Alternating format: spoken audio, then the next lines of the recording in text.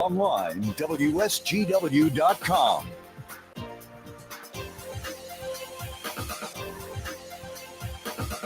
A mostly sunny good morning to you. I hope your day is going well for you, wherever you might be. Terry Henne here at Radio Center, along with Jonathan Dent. And Jonathan, you were able to navigate this morning. What was it, foggy when you got in here to start with? It was really foggy on my way in. Yeah, it was something else. I noticed last night the fog was rolling in and then it was gone. You could see the stars and everything else, and then the fog rolled back in.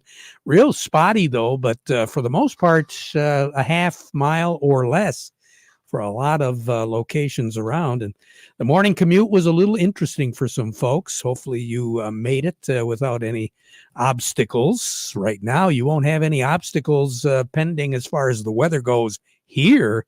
We've got ourselves a pretty nice day on tap. Jonathan, what do you have as far as temperatures right now? Well, the fog has definitely cleared up. We've got sunny skies all around, I want to say the state. I'm not seeing anything other than mostly sunny or sunny skies here.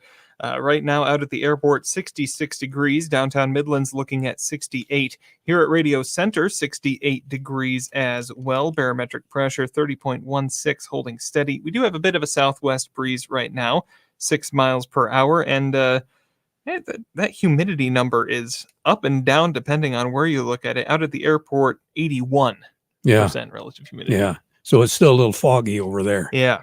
But that'll all burn off, obviously, as we go through the day. Matter of fact, for the next several days, if we get some fog, that's about as much precipitation as we're going to see. Unfortunately, for those of you that would like a little bit of a shower, and I think a lot of us would, we're going to have to wait a few days. I wouldn't be a bit surprised if we don't see anything at all, especially in the lower peninsula, all the way through the weekend and into the work week next week. Now, the upper peninsula, there's going to be a steady stream of low pressures cutting through southern Canada, but the frontal systems that usually associate themselves with those lows are going to remain up pretty much in Canada, with the exception maybe of a couple that might skirt themselves across the upper peninsula. So maybe, just maybe, a scattered shower up there. Not so much over the next few days as it will be at least over the next 10 days. But for us, I know a lot of folks were looking at that hurricane and saying, well, maybe we're going to get some rain out of that system. Boy, that'll really help. Well, according to the latest information we've been able to gather, it looks as though that system will move into and around southeastern Missouri probably Friday or Saturday, and it's not going to go any further north. It looks as though the upper air is going to be fairly strong from west to east, so it's going to deflect a lot of that moisture and push it off to the east coast. So we're not going to see anything really, I don't think, out of that hurricane at all. And I don't know how strong that hurricane is going to get. Now, some folks are saying it could be a high Cat 1 or a low Cat 2, but it looks like New Orleans is pretty much in the bullseye as far as the low goes. That's kind of the pattern we saw early in the summer, wasn't it? Yeah. With all of the moisture staying south and pushing off to the east. Yeah. And it does look like this is going to be another one of those. So as Gary Kaufman and I were talking about yesterday from Star of the West, it's pretty obvious for a lot of folks in the central part of the country. It's dry there, and it's been dry after they started off very wet. They had some flooding conditions, which caused them to mud some crops in the spring. And then it dried right up. So they've got kind of a mess out there. So even though we did the same thing here in Michigan in a few spots, those crops pretty much had the opportunity to mature and really don't look all that bad. But in that part of the country, remains to be seen what's going to be happening as far as the final figures go with the harvest. And the harvest is moving right along, not only here in Michigan, but also in other parts of the country. We're seeing the dry beans turning colors, losing a lot of their leaves, the soybeans, which bodes an interesting question. Wheat, what's going to happen there? Are we going to be putting more wheat acreage in because we're able to get some of those crops off to free up the land? And how soon should you plant the wheat? Well, guess who we're going to have on the show today? We're going to have Dennis Pennington from That's the right. Michigan Wheat Board. And we're going to talk to him about not only increase in the acreage, but also when's the best time really to be planting and how early can you plant. So he'll be coming along a little bit later on. Weather-wise, though, sunshine, 80 degrees. That's our projected high.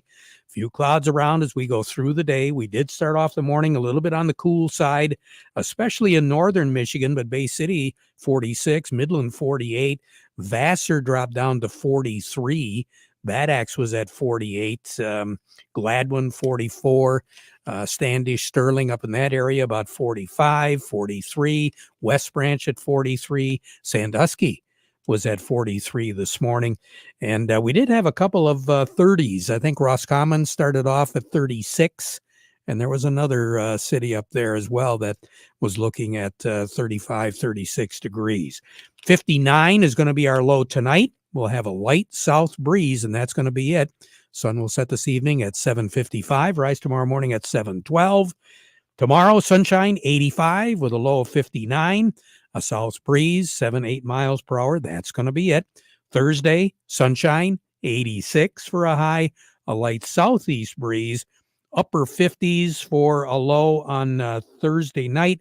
I don't think we're going to drop down below 60. I'm looking for 63 for a low on Thursday night. And for high school football and any other activities on Friday, partly cloudy to start the day, 85 degrees for a high on Friday. We're going to see a few more clouds move in. Again, that's a function of a system that is going to be running through southern Canada, but I don't think it's going to really be an effect on us more than just increasing the clouds. 60 for a low on Friday night with partly cloudy skies. Saturday, Sunday, a few clouds around, mostly sunny, mid-80s on Saturday, 82 on Sunday, and then 83 on Monday.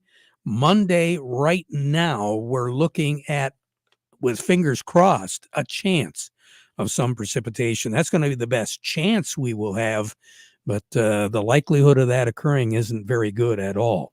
Record high in the state is 97, set back in 1931. The record low, 35, set in 1917. 75 was our high a year ago. 52 was our low. We had no precipitation. And for those of you who have a memory of 1986, today was the first day in 1986 of the record-breaking close to 11 inches of rain over a 2-day period. We had at the airport 5.51 inches of rain, and then the next day, tomorrow, back in 1986, we had 4.5 inches of rain. So pretty wet period, 1986, pretty dry period, 2024. Hey, it's beautiful. I'll take that. But I'll take the dry. Yeah. Quite frankly, warmest ever 2013. So 11 years ago. 95 was our high. 73 was our low. The coldest ever, 1917. That was where we had the record low of 35. We only got up to 57 for a high on that day. More on the weather as we go through the broadcast.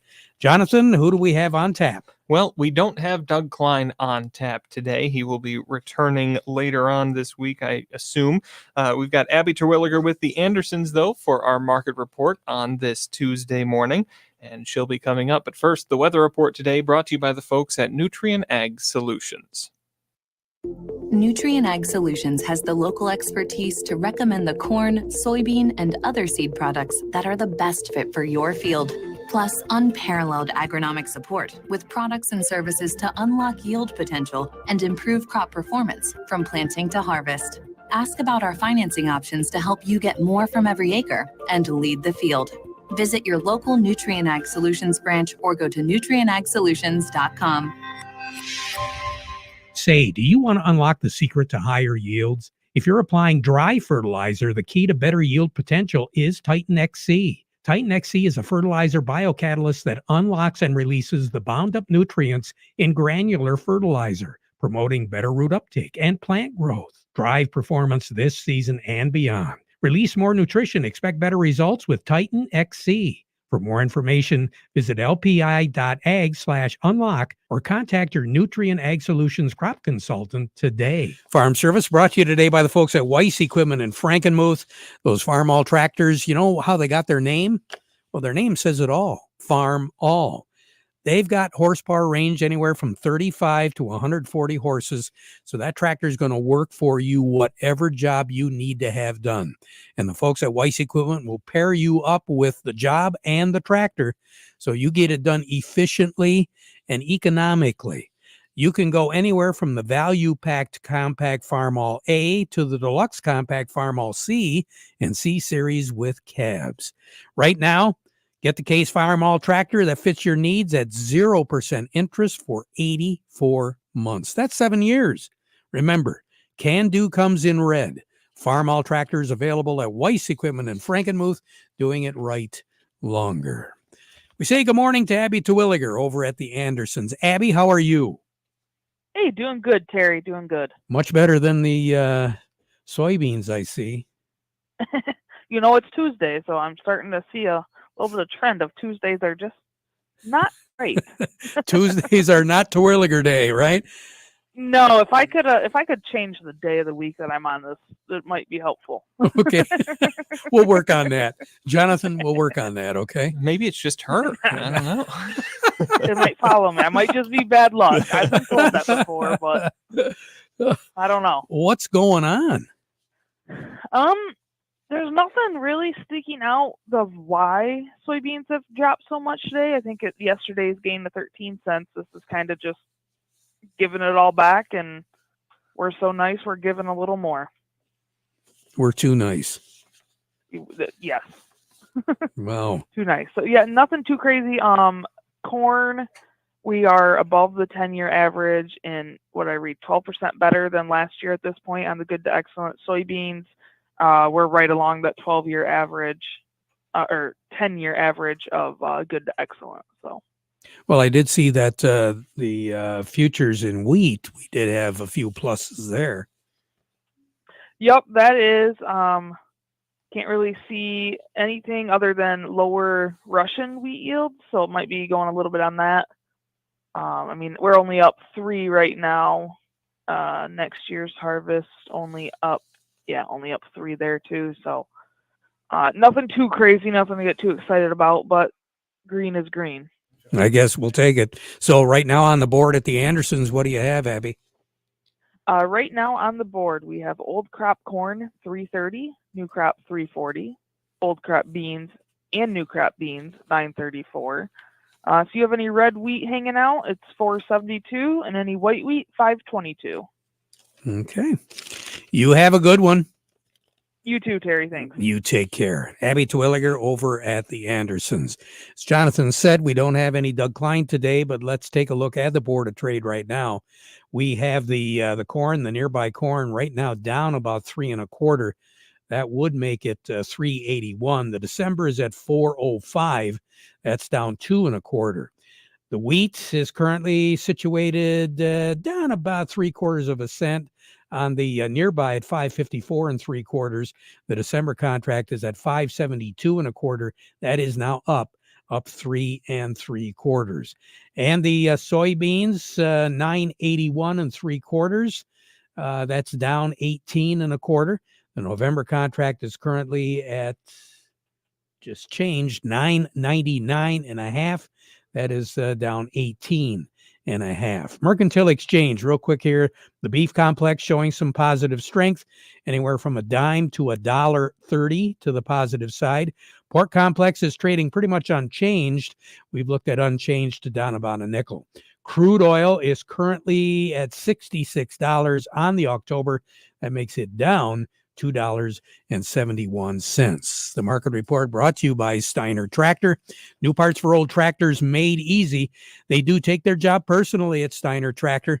They understand how your life and job both stop if that tractor stops running. So if you got it working for you, Steiner's the place to get a hold of someone if you need a part. And you want to decorate that tractor and make it look pretty? Steiner can take care of it as well. 800-234-3280 or go to steinertractor.com. Market Report also brought to you today by Michigan Truck Spring of Saginaw, your complete parts and service headquarters for light, medium, and heavy-duty trucks and trailers, as well as buses and recreational vehicles. Quality parts and service at very competitive prices for well over 45 years. 800-358-4751. That's the number. Or you can buy online at truckspring.com. And remember, they're open till 11 p.m. on weekdays. Jonathan, who do we have on deck? Well, we said we were going to talk to him, so let's bring him on. It's Dennis Pennington from the Michigan Wheat Board. Dennis, good morning. Good morning. How are you? Hey, we're doing fantastic, Dennis. What do you think of this weather, huh? Yeah, this weather has been great for getting harvest started. So that's pushing up the window, and we're scrambling trying to get our research trials ready to plant here. So because it looks like wheat planting is going to be a little earlier this year. Well, and that brings, I remember back years ago, we were talking about Hessian fly free date. We were talking about a number of things that farmers should keep in mind before they plant wheat. Where are we with all of that based on the research, Dennis? Yeah, so the Hessian fly free date, we don't really have, that was designed to, Hessian fly was a vector for disease. And so the plan to deal with that, the IPM approach, was to just plant after the Hessian fly migrated. And so there's dates for every county in the state. And in the thumb area, it's around the 15th to 16th of September. We don't really have Hessian fly as a big pest problem anymore. But from an agronomic standpoint, it's really a good target for when to be thinking about starting to plant your wheat. Ideally, you want to plant probably a week beyond the Hessian fly free date if you could hit your target. But, you got to look at balancing your workload, and you probably can't plant every acre exactly on the one target day you want to hit. So now, what is the research indicating to you as far as what field you should put the wheat in? Should we be looking at the soybeans? Should we be looking at the dry beans? What's your thought on that? Yeah, so we can plant wheat after several crops: dry beans, soybeans, corn silage, sugar beets. There are a few concerns with a couple of those crops. You want to make sure if you're planting after corn silage, that is a cereal. So fusarium is a common problem that causes ear rots as well as fusarium head blight in wheat. So fungicide management will be important there. But really the most common crop rotation is soybeans, followed by dry beans, and that is mostly due to the number of acres in Michigan. In terms of which crop is the best, probably dry beans is the best. If we look at our average yields following a dry bean crop, they're just a little bit higher than what they are for soybeans. And part of that might be because dry beans typically come off before soybeans, and they're able to get their wheat planted a little bit earlier. So that adds to the yield potential. Now, last year, a lot of guys didn't get their wheat in. What Right. are you hearing out there this year? Obviously, the weather conditions look to be pretty conducive right now, and the early harvest of a lot of the crops leading into wheat planting are ahead of schedule. Are we going to make up for some of those lost acres from a year ago? Yeah, what I'm hearing, in fact, I just talked to a seed dealer here just a few minutes ago, and he said he's up on seed sales this year for wheat compared to last year. I don't know exactly how much we'll be up, but I do believe we'll be up in this. If there's weather conditions like we have right now to plant, we will see more acres go in. There's always the concern about the price, and well, honestly, there's not really a good price for any of the crops at the moment. So what do you do? And I had one old farmer tell me the other day, he said, well, I can lose less money on wheat than I can on corn. So There you go. But yep. Now, okay, so right now, what you're advising our folks to do is what, Dennis? Yeah, so right now it's a bit early to plant. However, I understand the workloads and if we could turn into a rainy spell, which is delays harvest, that we don't want to get behind that either. If you're planting now, I would back off your seeding rate a little bit. Drop to 1.2 to 1.4 million seeds per acre, and just keep an eye on it in the spring. If we get in that 7 to 8 tiller range this fall, we'll have to see what the rest of the fall does to know how much growth we'll get. But if we do get that much tillering, you'll want to be careful with your nitrogen management in the spring, because excess tillering with a high seeding rate planted early is a recipe for lodging. And we had a lot more lodging in the 24 crop. And so guys are going to be a little more concerned about making sure we address the lodging problem. Accessing some of this research, Dennis, where do we go? A couple places we can go, miwheat.org, and all of the research reports that has been funded by the Farmer Checkoff program are posted there.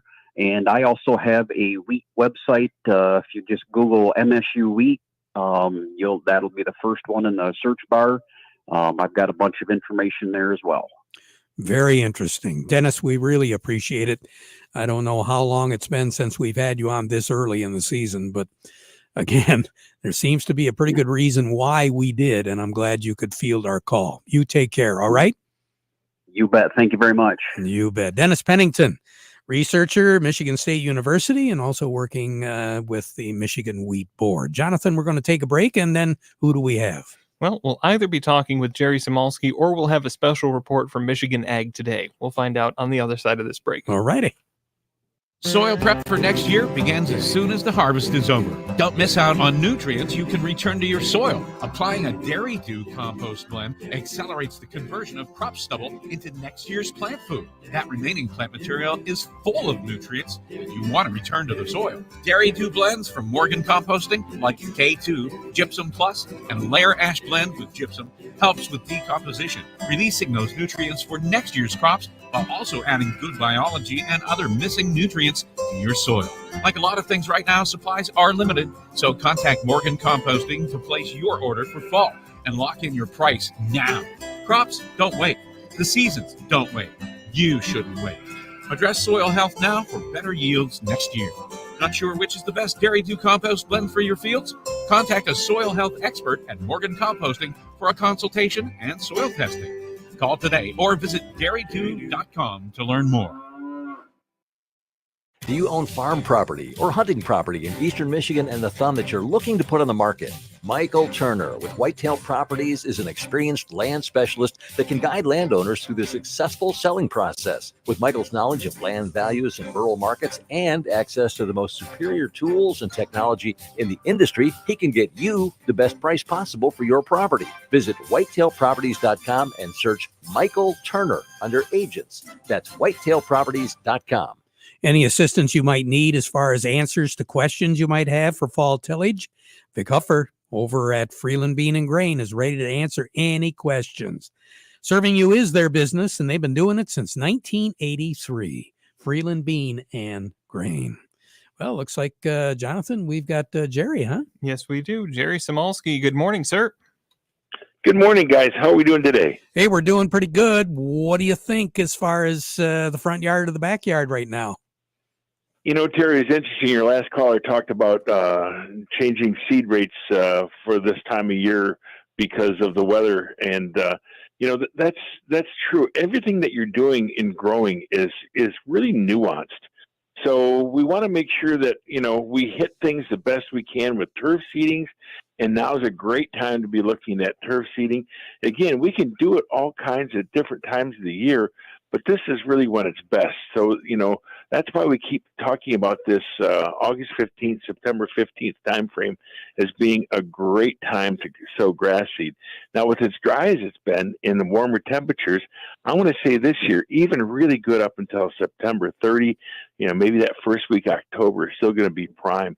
Long range weather looks like it's going to be out there for us to help keep the soils warm to germinate seed. But then again, once germination happens, temperatures cool down, and that grass seed just wants to keep running. So, everything's nuance. It's not the textbooks are pay attention to Mother Nature and act along with her. Hey, there you go. Jerry, you take care. Talk to you again tomorrow.